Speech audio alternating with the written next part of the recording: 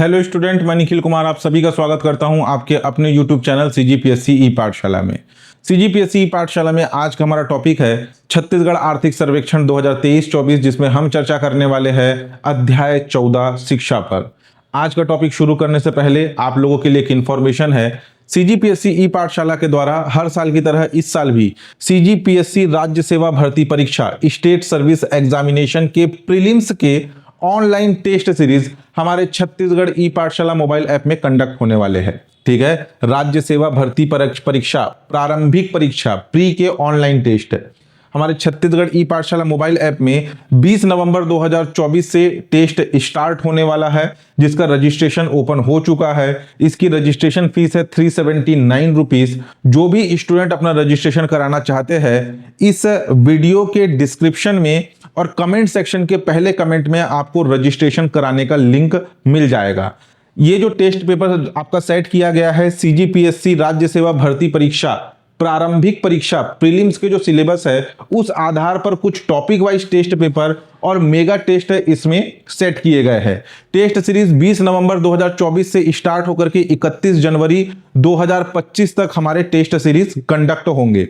इसमें online test attempt करने के बाद व्यू सॉल्यूशन ऑप्शन में जाकर के आप हर एक क्वेश्चन का व्याख्यात्मक उत्तर डिटेल में आंसर देख सकते हैं, और साथ ही साथ ऑनलाइन टेस्ट अटेम्प्ट करने के बाद आपको हर एक टेस्ट पेपर का व्याख्यात्मक उत्तर के साथ पीडीएफ फाइल भी प्रोवाइड होगा, जिसे आप अपने मोबाइल ऐप में सेव भी करके रख सकते हैं। यहां पर अलग अलग डेट में टेस्ट पेपर टॉपिक वाइज यहाँ पे टेस्ट पेपर सेट किए गए हैं। 20 नवंबर, 26 नवंबर, 2 दिसंबर, एक टाइम गैप में आपके टेस्ट पेपर होंगे आप मोबाइल ऐप में, और मेगा टेस्ट रहेगा 31 जनवरी 2025 को।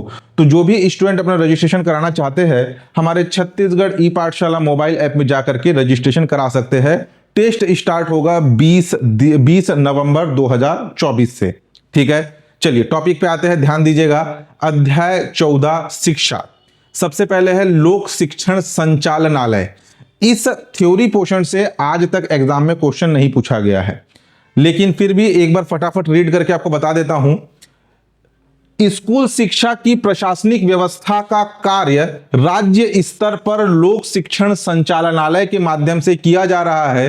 राज्य स्तर पर जिला शिक्षा अधिकारी कार्यालयों की संख्या 29 है। यह कार्यालय 28 राजस्व जिलों में स्थित है। वर्तमान में जांजगीर चांपा को जिले को विभक्त कर नया शिक्षा जिला शक्ति का निर्माण किया गया है। विकास खंड शिक्षा अधिकारी कार्यालय 146 है, जिसमें से 85 कार्यालय आदिम जाति विकास खंडों में, 61 सामुदायिक विकास खंडों में है। इसके माध्यम से शैक्षणिक गतिविधियों का संचालन किया जाता है। बेहतर मॉनिटरिंग एवं कार्य क्षमता वृद्धि हेतु बस्तर एवं सरगुजा संभाग में संभागीय संयुक्त संचालक कार्यालय की स्थापना की गई है। इसे एक बार रीड कर लीजिएगा। वैसे तो इस पर्टिकुलर थ्योरी पोर्शन से आज तक एग्जाम में क्वेश्चन नहीं आए हैं। अब इसके बाद से आपका इंपॉर्टेंट टॉपिक शुरू होता है। सबसे पहले है आपका मध्याह्न भोजन कार्यक्रम योजना। मध्याह्न भोजन कार्यक्रम, जिसे आप मिड डे मील स्कीम के नाम से भी जानते हैं। इस योजना का नाम परिवर्तित करके प्रधानमंत्री पोषण शक्ति योजना पीएम पोषण योजना इसका नाम कर दिया गया है। 15 अगस्त 1995 को अखिल भारतीय स्तर पर मध्याह्न भोजन कार्यक्रम के नाम से इस योजना की शुरुआत की गई थी। यह केंद्र प्रवर्तित योजना है, यानी कि केंद्र सरकार के द्वारा इस योजना को चलाया जा रहा है। इस योजना के तहत पहली से 8वीं कक्षा तक अध्ययनरत छात्र छात्राओं को पका हुआ गर्म पौष्टिक भोजन उपलब्ध कराया जाता है। इंपॉर्टेंट है, देखिए किस डेट को यह योजना प्रारंभ हुआ और इस योजना के अंतर्गत किन्हें लाभ मिल रहा है। कक्षा पहली से लेकर के कक्षा 8वीं तक अध्ययनरत छात्र छात्राओं को पका हुआ गर्म पौष्टिक भोजन इसमें उपलब्ध कराया जाता है। इसका विस्तार प्रदेश के 146 विकास खंडों के सभी शासकीय विद्यालयों, गवर्नमेंट स्कूल एवं स्थानीय निकायों के बाल श्रमिक विद्यालयों में इसका विस्तार है। वित्तीय पोषण की अगर हम बात करें, यानी कि इस कार्यक्रम के तहत जो वित्तीय व्यय होता है, उसमें 75% का अंशदान केंद्र सरकार का और 25% का जो अंशदान है ये राज्य सरकार का होता है। यानी कि इस कार्यक्रम को चलाने के लिए जो व्यय होता है उसमें 75% राशि केंद्र सरकार देती है और 25% राज्य सरकार का कंट्रीब्यूशन होता है। ये जो आपका मध्याह्न भोजन कार्यक्रम है, इसका नाम वर्ष 2021 में मध्याह्न भोजन कार्यक्रम से इसका नाम बदलकर प्रधानमंत्री पोषण शक्ति निर्माण योजना पीएम पोषण योजना किया गया। ठीक है, तो इस योजना का नाम कब चेंज हुआ ये याद होना चाहिए, अखिल भारतीय स्तर पर कब लागू हुआ और इसमें किस क्लास तक के बच्चों को इस योजना का लाभ मिलता है, ये सारे फैक्ट इंपॉर्टेंट है। ठीक है, नेक्स्ट देखिए, नेक्स्ट है स्वामी आत्मानंद शासकीय उत्कृष्ट विद्यालय योजना। पिछली जो सरकार थी हमारे प्रदेश की, भूपेश बघेल जी की सरकार, उनके कार्यकाल में यह योजना प्रारंभ हुआ था 1 नवंबर 2020 को। ठीक, वित्तीय वर्ष 2020-21 इस वित्तीय वर्ष में यह योजना प्रारंभ हुआ, डेट भी याद रखिएगा 1 नवंबर 2020। इस स्वामी आत्मानंद शासकीय उत्कृष्ट विद्यालय योजना के तहत कक्षा 1 से कक्षा 12वीं तक की कक्षाएं संचालित होती है और हर एक कक्षा में 50 सीट है, यानी कि 50 बच्चे एक क्लास में होंगे। तो ये सारे फैक्ट याद होने चाहिए। 1 से 12वीं तक की कक्षाएं संचालित होती है। पूर्व में सीटों की संख्या 40 थी, जिसे बढ़ा करके 50 कर दिया गया है।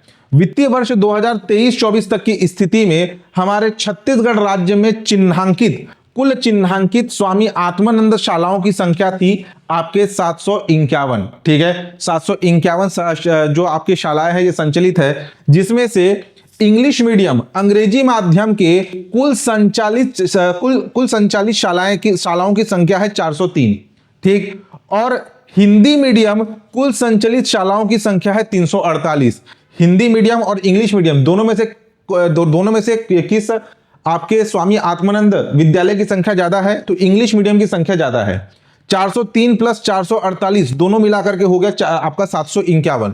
तो 751 में से सबसे ज्यादा 403 इंग्लिश मीडियम स्कूल और 348 हिंदी मीडियम स्कूल संचालित है।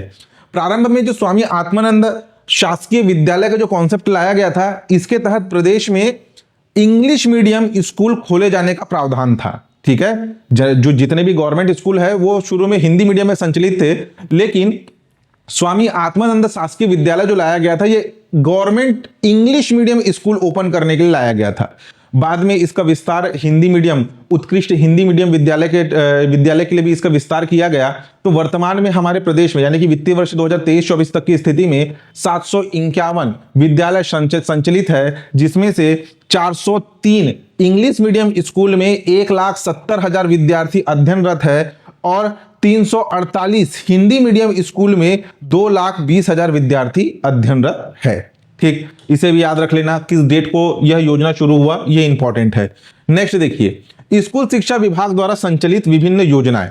इसमें स्कूल शिक्षा विभाग के द्वारा जो विभिन्न प्रकार की योजनाएं चलाई जा रही है उसको हम एक एक करके डिस्कस करेंगे। यहाँ पे योजनाओं का नाम दिया गया है, इस योजना का उद्देश्य क्या है, योजना के तहत कौन पात्र होगा, योजना में किन्हें लाभ मिलेगा, इस योजना में चयन की प्रक्रिया क्या है और वित्तीय वर्ष 2023-24 तक इस योजना के तहत कुल कितने लोग लाभान्वित हुए हैं।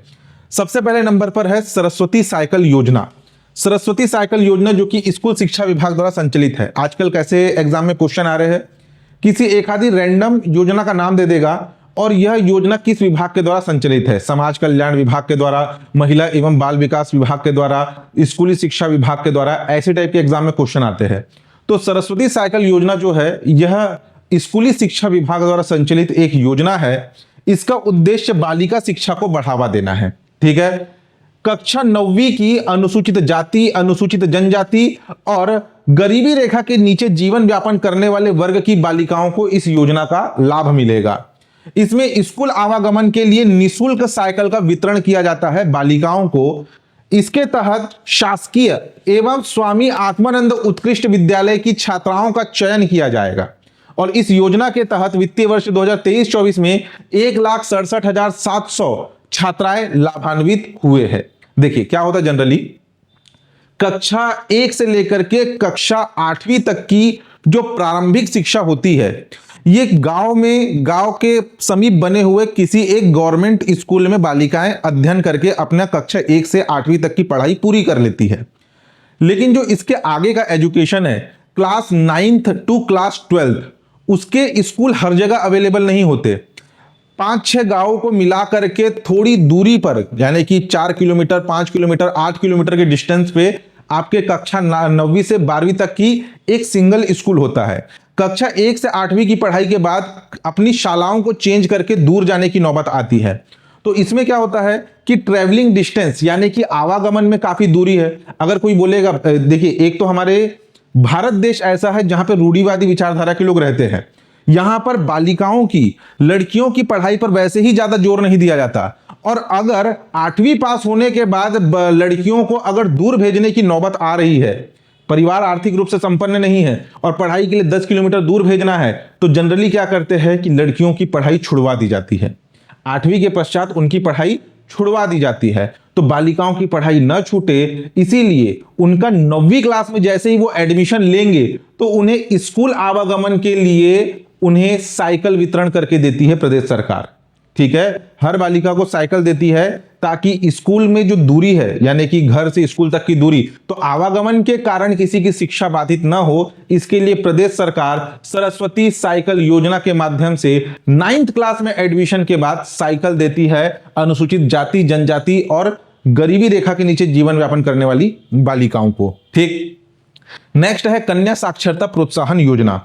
कन्या साक्षरता प्रोत्साहन योजना कन्याओं की शिक्षा के प्रोत्साहन हेतु यह योजना स्कूल शिक्षा विभाग द्वारा संचालित किया जा रहा है।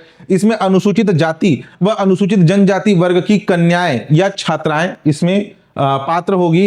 इसमें 500 रुपए प्रति वर्ष 10 माह हेतु प्रदान किया जाता है। 10 माह हेतु का मतलब एक वर्ष में 12 माह होते हैं, लेकिन गर्मी छुट्टियां भी लग जाती है। ठीक है, 1 से 1.5 महीने के आपके समर वेकेशन गर्मी छुट्टियां लगती है, इसलिए यहां 10 माह का आ जा रहा है।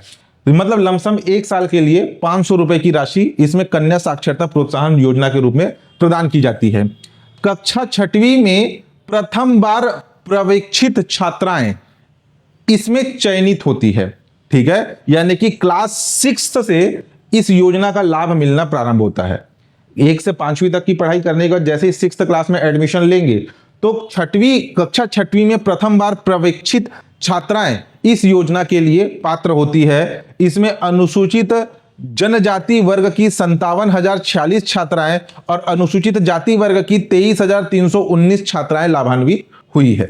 नेक्स्ट देखिए, नेक्स्ट है निशुल्क पाठ्य पुस्तक प्रदाय योजना। निशुल्क पाठ्य पुस्तक प्रदाय योजना ये हिंदी और अंग्रेजी माध्यम के विद्यार्थियों के लिए निशुल्क पाठ्य पुस्तक प्रदान किए जाते हैं इस योजना के माध्यम से। नाम से स्पष्ट है, कक्षा 1 से 10वीं तक अध्ययनरत समस्त विद्यार्थी, इसमें केवल छात्राओं की बात नहीं हो रही है, छात्र छात्राएं, बॉयज गर्ल्स दोनों की बात हो रही है। तो क्लास 1 से लेकर क्लास 10th तक की जो भी पुस्तकें हैं वो निशुल्क प्रदान की जाएंगी। निशुल्क पाठ्य पुस्तकें शासकीय, अशासकीय, अनुदान, गैर अनुदान प्राप्त, स्वामी आत्मानंद विद्यालय, ये सभी के सभी इसके अंतर्गत पात्र होंगे। विद्यार्थियों की अगर हम बात करें तो 53.72 लाख पुस्तकें वितरित की गई है 185.77 करोड़ मूल्य की। 185.77 करोड़ मूल्य की 53.72 लाख पुस्तकें वितरित की गई है। नेक्स्ट है निशुल्क गणवेश प्रदाय योजना। गणवेश का मतलब होता है स्कूल ड्रेस। ठीक है, विद्यार्थियों को पढ़ाई हेतु प्रोत्साहन के कारण इस के लिए जो है ये योजनाएं चलाई जाती है। इसमें कक्षा 1 से लेकर के कक्षा 8वीं तक निशुल्क गणवेश यानी कि स्कूल ड्रेस प्रदान किया जाता है। शासकीय विद्यालय 2 सेट गणवेश तथा मदरसा के लिए 1 सेट गणवेश प्रदान किया जाता है।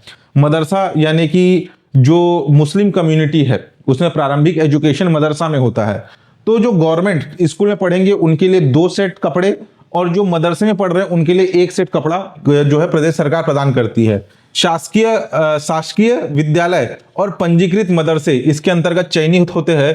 इसमें वित्तीय वर्ष 2023-24 तक की स्थिति में 31.80 लाख विद्यार्थी लाभान्वित हुए। नेक्स्ट है मुख्यमंत्री ज्ञान प्रोत्साहन योजना। इसमें अनुसूचित जाति और अनुसूचित जनजाति के मेधावी छात्रों के पढ़ाई में निरंतरता हेतु इस योजना को प्रारंभ किया गया। पढ़ाई में निरंतरता का मतलब स्थायी जातीय व निवासी प्रमाण पत्र तथा नियमित अध्ययनरत विद्यार्थी इसके अंतर्गत लाभान्वित होंगे। जिनके पास स्थायी जाति तथा निवासी प्रमाण पत्र है तथा वह नियमित रूप से अध्ययनरत है स्कूलों में, वो इस योजना के तहत पात्र होंगे। ठीक, इसमें प्रोत्साहन के रूप में 15,000 रुपए की राशि एक मुश्त प्रदान की जाती है। 15,000 रुपए की राशि एक मुश्त, बोर्ड परीक्षा में मेरिट आए अनुसूचित जाति जनजाति के विद्यार्थियों को यह लाभ मिलता है। ठीक है, 12वीं के बाद अब उन्हें आगे की पढ़ाई करनी है, तो उसमें आर्थिक रूप से उन्हें किसी प्रकार की परेशानी ना हो, इसलिए 15,000 रुपए की एक मुश्त राशि उन्हें प्रदान की जाती है बोर्ड परीक्षा में मेरिट आने वाले अनुसूचित जाति व जनजाति वर्ग के विद्यार्थियों को। इसमें आंकड़े अभी प्रक्रियाधीन है। नेक्स्ट है आपका छात्र दुर्घटना बीमा योजना। छात्र दुर्घटना बीमा योजना दुर्घटना की स्थिति में बीमा सुरक्षा प्रदान करता है। इस योजना के तहत प्राथमिक स्कूल, उच्चतर माध्यमिक स्तर, महाविद्यालय के छात्र छात्राएं इसके अंतर्गत लाभान्वित होंगे। मृत्यु तथा स्थायी अपंगता की स्थिति में 1 लाख रुपए, मृत्यु तथा स्थायी अपंगता, और ये अस्थायी होगा ना, इसको थोड़ा देख लेना। अस्थायी अपंगता की स्थिति में 50,000 रुपए और भैषजिक उपचार के लिए 25,000 रुपए बीमा कवर प्रदान होता है। मृत्यु या स्थायी विकलांगता, यानी कि किसी स्टूडेंट का एक्सीडेंट होता है तो उसकी मृत्यु हो जाती है, तो उसे 1 लाख रुपए बीमा कवर मिलेगा। या एक्सीडेंट के बाद उसका एक पैर इतना फ्रैक्चर हो जाता है कि उसके पैर को काटने की नौबत आ जाती है। ठीक है, पैर इतना बुरी तरह फ्रैक्चर हो गया कि वो किसी काम का नहीं है और उसे काटने की नौबत आ गई, तो ये कहलाता है स्थायी विकलांगता, तो उसमें भी 1 लाख रुपए का बीमा कवर। और एक होता है अस्थायी विकलांगता, एक्सीडेंट हुआ, पैर फ्रैक्चर हुआ, वो पैर ठीक हो जाएगा लेकिन उस पैर को रिकवर होने में, ठीक होने में कुछ महीनों का या कुछ साल का समय लगेगा, तो वो कहलाता है अस्थायी अपंगता, जिसमें 50,000 रुपए, और एक्सीडेंट हुआ है तो उसके उपचार के लिए 25,000 रुपए का इसमें बीमा कवर मिलता है। ठीक, शासकीय शालाओं में अध्ययनरत सभी विद्यार्थी, ये यहाँ पे जो प्राथमिक, उच्चतर माध्यमिक, महाविद्यालय की बात हो रही है, ये गवर्नमेंट स्कूल और कॉलेजों की बात हो रही है, उन्हें इस योजना का लाभ मिलेगा। 500 हितग्राही प्रति विद्यार्थी इसमें लाभान्वित हुए हैं। ठीक, 500 हितग्राही यानी कि महाविद्यालय को लेकर के और विद्यार्थियों को लेकर के 500 लोग जो है इसमें लाभान्वित हुए हैं या इन्हें बीमा मिला है वित्तीय वर्ष 2023-24 में। नेक्स्ट है अस्वच्छ धंधा छात्रवृत्ति योजना। अस्वच्छ धंधा व्यवसाय में लगे परिवार के बच्चों को शिक्षा में प्रोत्साहन करना। कक्षा 1 से कक्षा 10 तक ऑनलाइन प्रमाण पत्र के आधार पर इनका चयन किया जाता है। छात्रवृत्ति 8,000 रुपए, छात्रवासी 8,000 रुपए प्रति वर्ष और गैर छात्रवासी 3,500 रुपए प्रति वर्ष प्रदान किया जाता है। छात्रवृत्ति पोर्टल के माध्यम से ये ऑनलाइन जो है इसकी चयन किया जाता है विद्यार्थियों का। इसके आंकड़े भी आपके प्रक्रियाधीन है। इसमें बात हो रही है प्रोस्टिट्यूशन की, यानी कि उनके परिवार के जो माँ बाप जो है वो किसी गलत कार्य में लगे हुए लेकिन वो अपने बच्चों को पढ़ाना चाहते हैं, तो उस कंडीशन में उन्हें छात्रवृत्ति प्रदान की जाएगी। ठीक, नेक्स्ट है आपका राष्ट्रीय साधन सह प्रवीण्य छात्रवृत्ति योजना।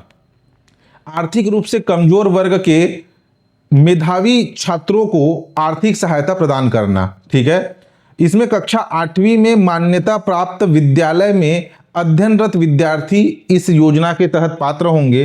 कक्षा 8वीं से कक्षा 12वीं तक हर महीने 1,000 रुपए की छात्रवृत्ति मिलती है। हमारे प्रदेश के बहुत से बच्चे इसमें लाभान्वित होते हैं।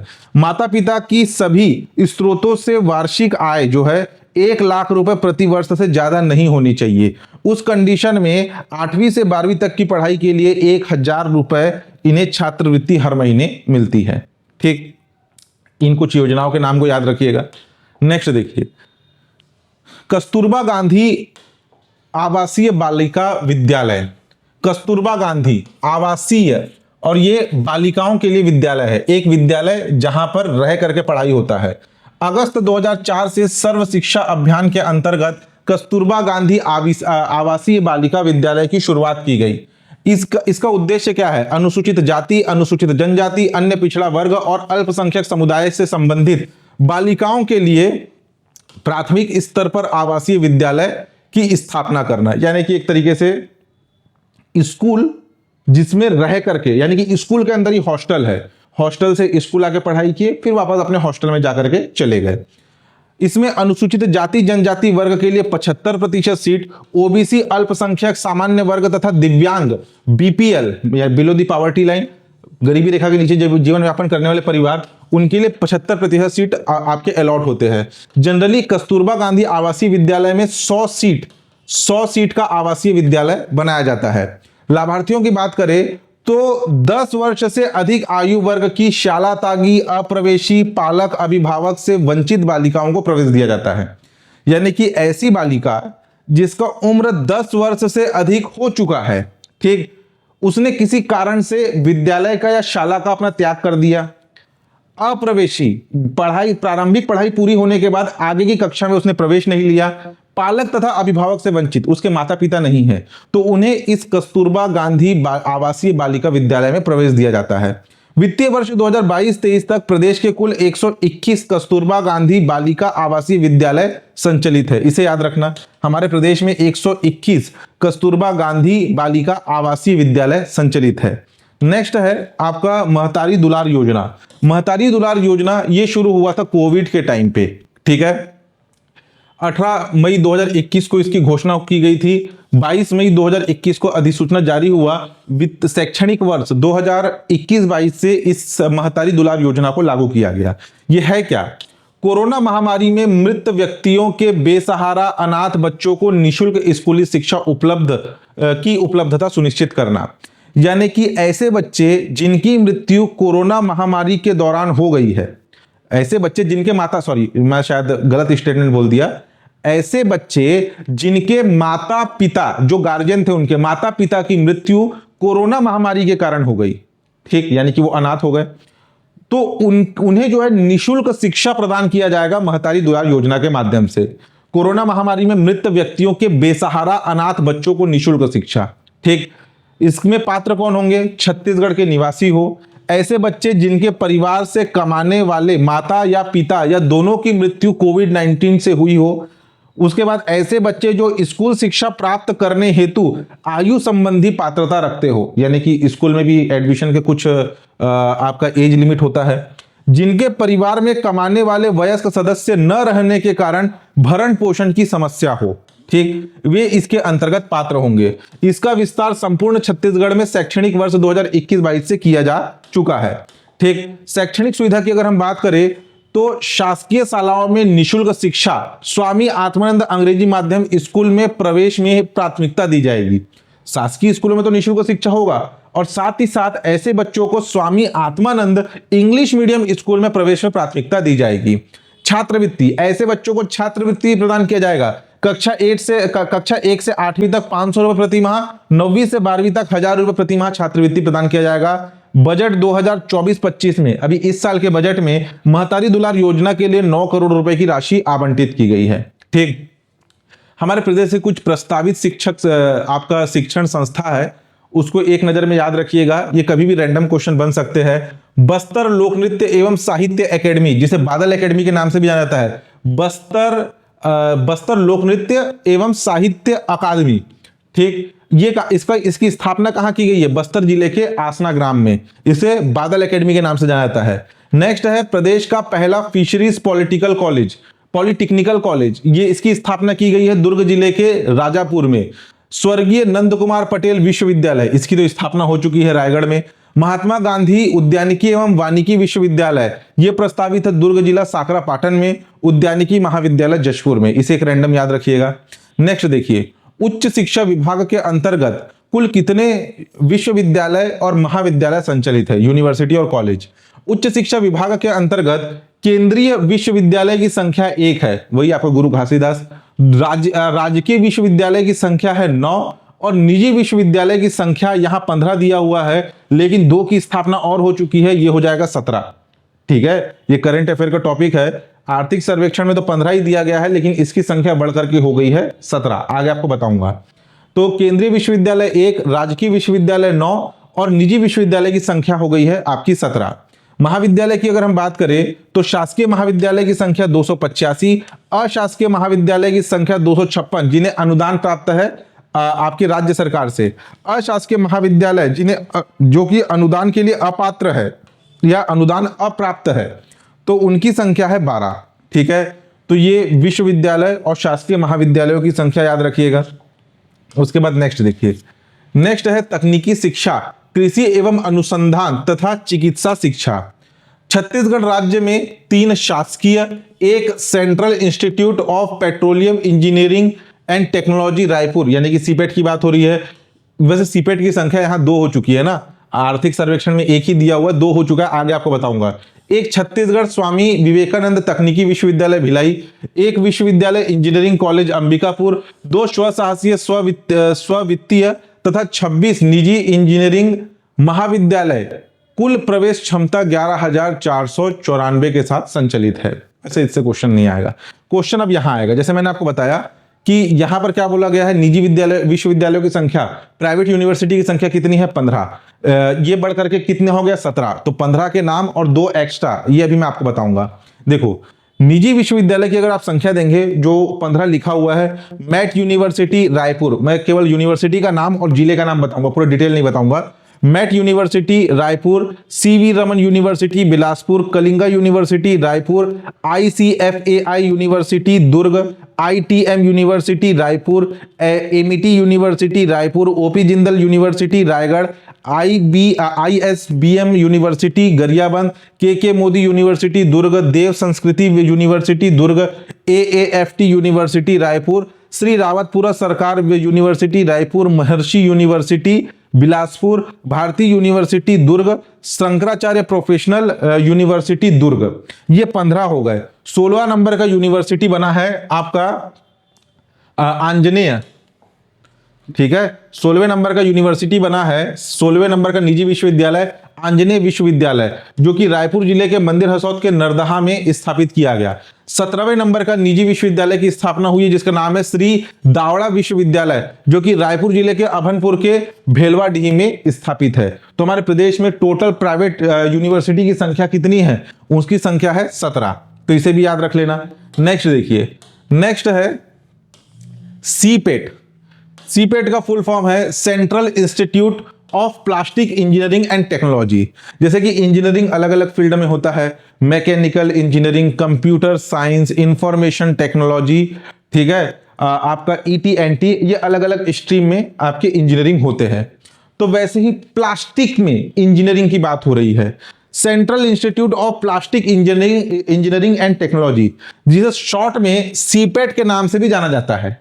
ठीक, इसमें एक इंपॉर्टेंट अपडेट आया है, इसे ध्यान देना कि वर्ष 2020 में central institute of plastic engineering and technology का नाम परिवर्तित करके इसका नाम रख दिया गया है केंद्रीय पेट्रो रसायन इंजीनियरिंग और प्रौद्योगिकी संस्था।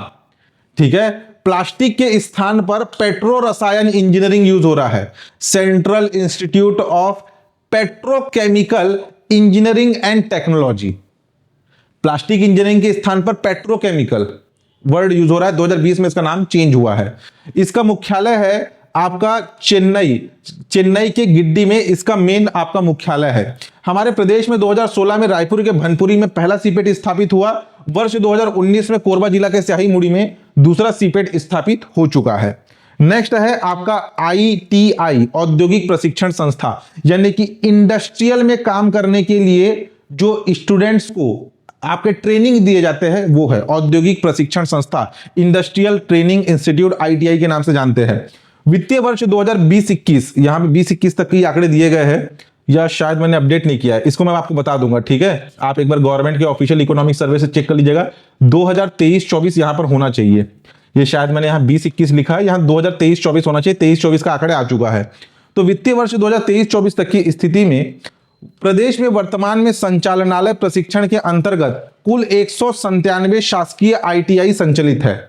ये आंकड़े याद होने चाहिए, एग्जाम में क्वेश्चन आया है। वित्तीय वर्ष 2023-24 तक की स्थिति में प्रदेश में कुल कितने औद्योगिक प्रशिक्षण संस्था संचालित है, तो वो है 197। हमारे प्रदेश में सर्वाधिक ITI ये रायपुर जिले में है। इससे पहले पिछले वित्तीय वर्ष में जांजगीर चांपा जिले में सर्वाधिक थे 12, इस बार रायपुर में हो गए हैं 13। तो सर्वाधिक ITI रायपुर में और सबसे कम कोरिया और खैरागढ़ छुईखदन गंडई जिले में 2-2 ITI संचालित है।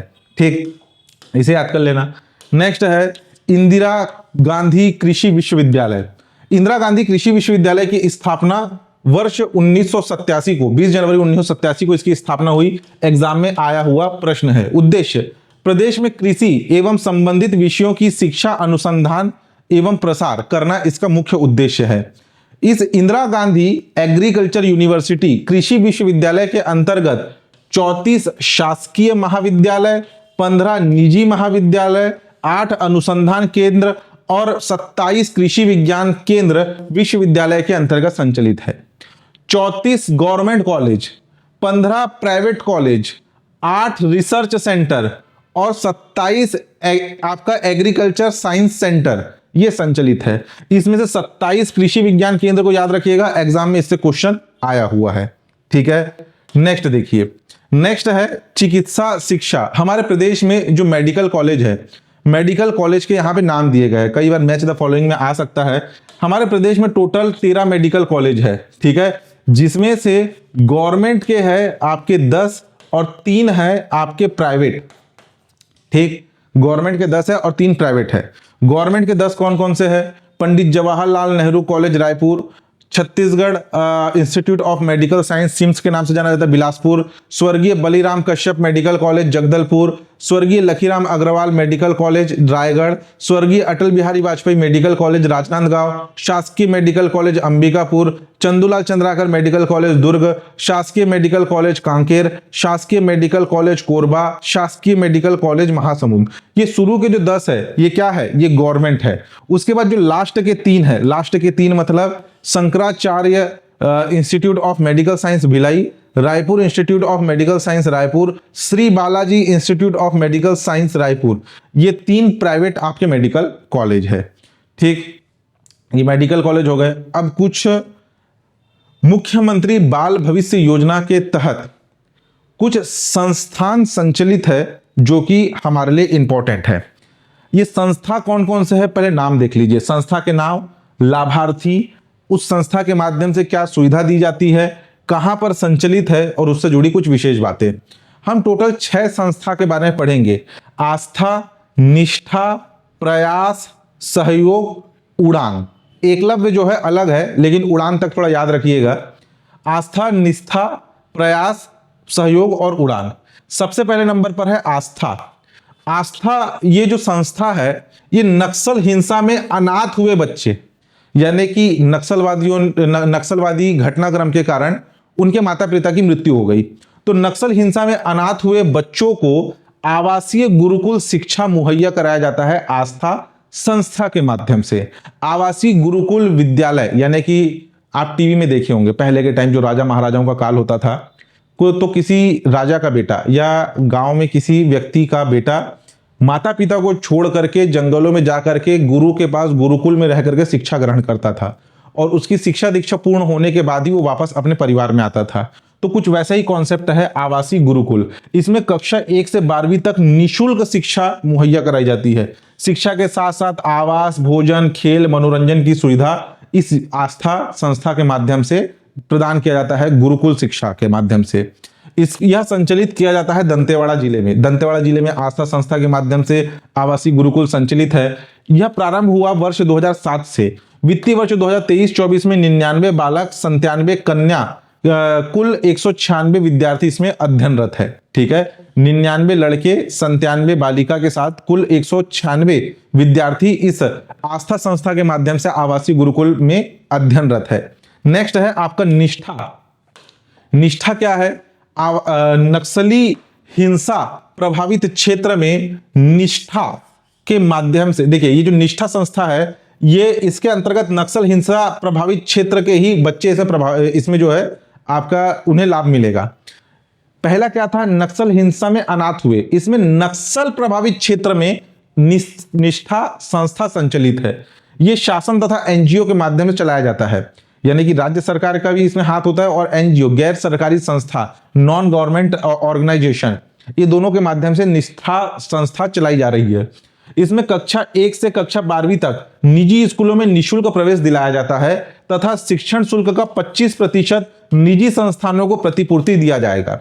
नक्सल प्रभावित क्षेत्र के बच्चों को प्राइवेट स्कूल में एडमिशन दिलाया जाएगा और उन बच्चों का जो उनकी जो फीस है उस फीस का 25% ये प्रदान किया जाएगा। किनके माध्यम से? इन निष्ठा संस्था के माध्यम से।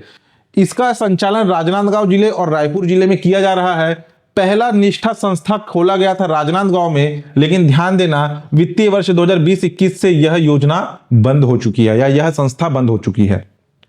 नेक्स्ट है प्रयास। प्रयास आप लोगों के लिए काफी इंपॉर्टेंट है, प्रयास से एग्जाम में क्वेश्चन पूछा गया है। पीएससी और व्यापम दोनों इस प्रयास वाले टॉपिक से एग्जाम में क्वेश्चन पूछे हैं। नक्सल हिंसा प्रभावित क्षेत्र में यह प्रयास संस्था काम करती है। नक्सल प्रभावित 16 जिले के 10वीं उत्तीर्ण छात्र इसके अंतर्गत लाभान्वित होंगे। नक्सल प्रभावित क्षेत्र तो है, लेकिन उसमें 10वीं उत्तीर्ण जिन्होंने किया है उन्हें इस योजना का लाभ मिलेगा। इसमें आवासीय विद्यालय 11वीं 12वीं की अगर पढ़ाई वो करते हैं तो 11वीं 12वीं की पढ़ाई के लिए उन्हें आवासीय विद्यालय में भेजा जाएगा, जहां पे रह करके वो पढ़ सके। साथ ही साथ विशेष कोचिंग की सुविधा भी होगी। 12वीं के बाद आईआईटी में जाना चाहते हैं, जेईई की तैयारी करना चाहते हैं, पीईटी का तैयारी, नीट का तैयारी, सीलेट की तैयारी, अन्य प्रतियोगिता परीक्षा की तैयारी भी उन्हें करवाई जाएगी। तो इसमें विशेष कोचिंग सुविधा भी प्रदान किया जाता है इस प्रयास के माध्यम से। इससे क्वेश्चन आया है, आवासीय विद्यालय के साथ साथ विशेष कोचिंग सुविधा भी मुहैया कराया जाता है। ये जो है हमारे प्रदेश के कुल 14 स्थानों में प्रयास आपका आवासीय विद्यालय संचालित है। एग्जाम में सेम क्वेश्चन आता है कि हमारे प्रदेश के कुल कितने स्थानों में प्रयास आवासीय विद्यालय संचालित है, तो टोटल 14 स्थानों में। कहां कहां पे? रायपुर, सरगुजा, बिलासपुर, दुर्ग, बस्तर, कांकेर, कोरबा, जशपुर, बालोद। ठीक है, गिनो कितना है? बालोद 1, जशपुर 2, कोरबा 3, कांकेर 4, बस्तर 5, दुर्ग 6, बिलासपुर 7 और आपका सरगुजा 8। बाकी सभी के सभी रायपुर में है। ठीक, ये प्रारंभ कब हुआ? ये प्रयास प्रारंभ कब हुआ? ये भी एग्जाम में क्वेश्चन आया है। 26 जुलाई 2010 को रायपुर के गुढ़ियारी से यह प्रारंभ हुआ। इसके अंतर्गत कुल 4663 विद्यार्थी लाभान्वित हो चुके हैं। उसके बाद नेक्स्ट है आपका सहयोग। सहयोग क्या है? नक्सल प्रभावित क्षेत्र में यह सहयोग कार्यक्रम संचालित है। इसमें 12वीं उत्तीर्ण विद्यार्थियों को उच्च शिक्षा हेतु आर्थिक सहायता प्रदान किया जाता है। ये नक्सल प्रभावित क्षेत्र की यहां पर बात हो रही है ना। इसका जो मुख्यालय है, योजना का मुख्यालय है आपका दंतेवाड़ा। दंतेवाड़ा में ये संचालित है। इसमें 12वीं उत्तीर्ण विद्यार्थियों को उच्च शिक्षा हेतु आर्थिक मदद, फाइनेंशियल हेल्प, आर्थिक मदद मुहैया कराई जाती है। उसके बाद नेक्स्ट है उड़ान। उड़ान जो है ये बैगा जनजाति के बच्चों के लिए उड़ान कार्यक्रम संचालित है। निजी क्षेत्र के स्कूलों में बैगा जनजाति के बच्चों को प्रवेश दिलाया जाता है। ठीक है, बैगा जनजाति विशेष रूप से पिछड़ी हुई 5 जनजातियों में से एक है, जिनका संकेंद्रण मैकाल पर्वत श्रेणी वाले क्षेत्र में, यानी कि खैरागढ़, छुईखदान, गंडई, राजनांदगांव, आपका मोहेला, मानपुर, अंबागढ़, चौकी, उसके ऊपर मुंगेली, कवर्धा, यहाँ पे जो है आपके बैगा जनजाति का संकेंद्रण है। तो उनके बच्चों को प्राइवेट स्कूल में एडमिशन दिलाना यह उड़ान योजना का मुख्य उद्देश्य है। इससे संबंधित आंकड़े अवेलेबल नहीं है। नेक्स्ट है एकलव्य आवासीय विद्यालय। ये जो एकलव्य आवासीय विद्यालय है, ये जवाहर नवोदय विद्यालय के तर्ज पर आवासीय विद्यालय की स्थापना की गई। जवाहर नवोदय आवासीय विद्यालय ये है क्या? जवाहर विद्यालय में कक्षा 6वीं से 12वीं तक आवासीय, यानी कि उस स्कूल में रह करके पढ़ाई किया जाता है। उस स्कूल में रहने का कोई शुल्क नहीं लगता, उस स्कूल में पढ़ने का कोई शुल्क नहीं लगता, उस स्कूल में रहने वाले बच्चों के खाने पीने मनोरंजन कोई शुल्क नहीं लगता।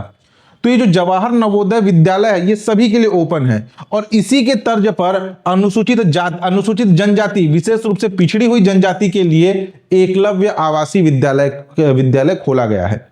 जहां जवाहर नवोदय विद्यालय सभी वर्ग के लोगों के लिए है, वहीं पर एकलव्य आवासीय विद्यालय केवल एसटी, शेड्यूल्ड ट्राइब, उसमें से भी विशेष रूप से पिछड़ी हुई जनजाति, हमारे प्रदेश से विशेष रूप से पिछड़ी हुई जनजाति कौन कौन सी है? अबूझमाड़िया, बैगा, कमार, बिरहोर, पहाड़ी, कोरबा।